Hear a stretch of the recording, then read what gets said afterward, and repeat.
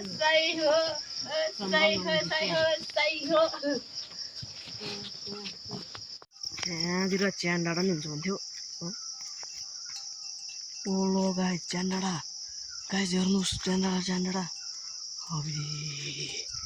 सातो मात्र होइन पोत्दै उडी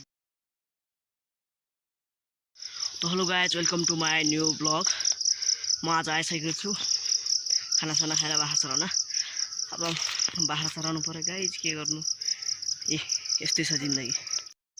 के गर्नु त गाइस स्कुल पढेर मात्र हुँदैन रहेछ अब बिदाको बेला बाख्रा चराउनु पर्ने जिन्दगी यस्तै छ है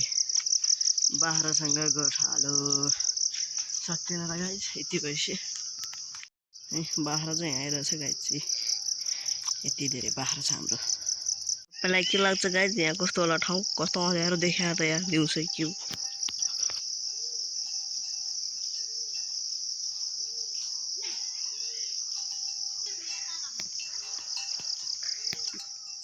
ओलो गाइस च्यान डाँडा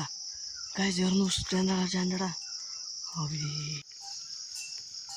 बाख्रा भाइ चला उइ उइ उइ उइ आया मेसले भाइ चला यार भाइ चला रे मारि के यार ठिक ठिक ठिक यही बाख्रा चलाउँदैछ अब एनो कति आनन्दले खाइरहेछ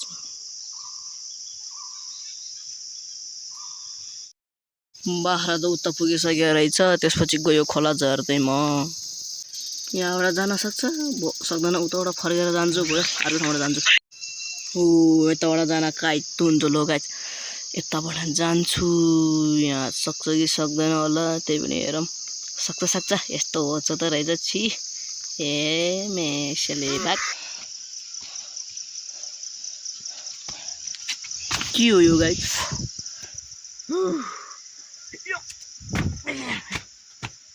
Huh?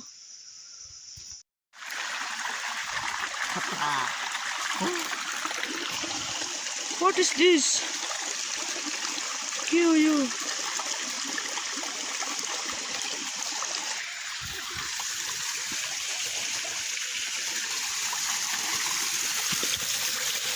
माछा छ क्या हो यार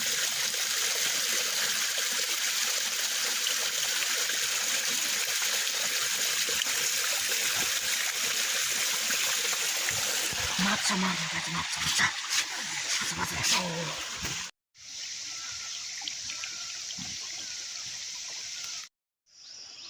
12:30 भयो गाइस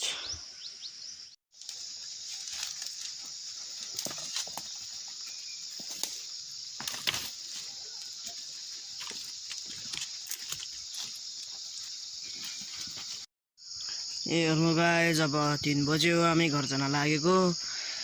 अब ढिलो भइहाल्यो 3 त बज्यो नै हाल्यो अब घरमा पुग्नेसम्म त कम्ती पनि अब 4 त बजिहाल्छ धेरै लामो बाटो आएको हो बाख्रा चराउन अब ल गाइस खाजा खाने ठाउँतिर भेटौँ न गाइस हेर्नुहोस् त म यति एक्लै राति आएको 7:30 भइसक्यो हेर्नुहोस् यो घना जङ्गलमा त यार भुतै छ होला जस्तो देखिरहेको गाइस अब म फैसे पक्कै मलाई एकदम डर लागेछ गाइस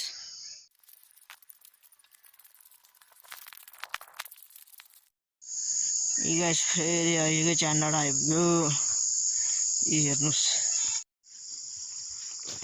बल्ल त ग्राउन्डमा आइपुग्यो गाइस अब अझै छ धेरै होइन 200 किलोमिटर जति अब 200 किलोमिटर भनेको त थोरै हो अब पुग्छ चाँडै हेर्नुहोस् गाइस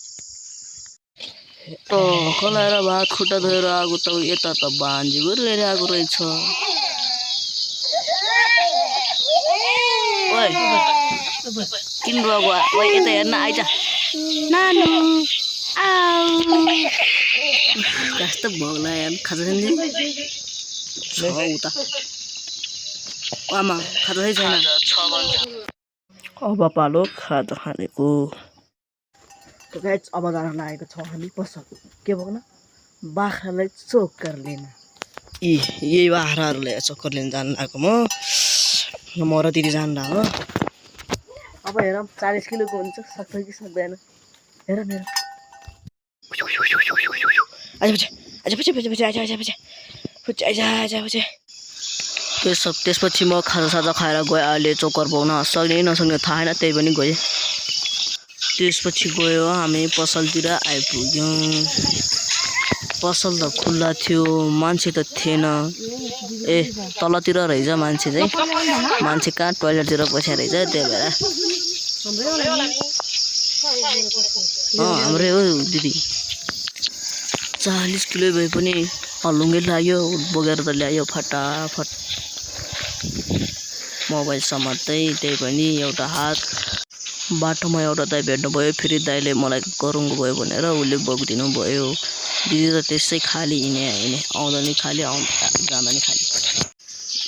दिउँसै भाङ खाएर बाउला जसरी हिँडे यार के अलिक बिस्तारै हिँड्नु न दाजु कति छिटो हिँड्नु भएको मर्ला फेरि सास फुत्केर हजुर बल्ल दिदीको पालो आयो घर आइपुग्नै लाउँदा भयो दिदीले बोकेर ठग्यो नि यार कुन चाहिँ बाँदरको घर रहेछ यो वनको बिचमा पो घर बनाहा त कुन चाहिँ ठगुवा रहेछ हौ यस्तोरी घर बनाएर बस्ने भन्न मिलेन क्यामेरा जुम गर्दैछु के गाइस है रात परेर के आवेग गरेछ म सुनेन ल गाइस भिडियोलाई अन्त्य गर्न चाहन्छु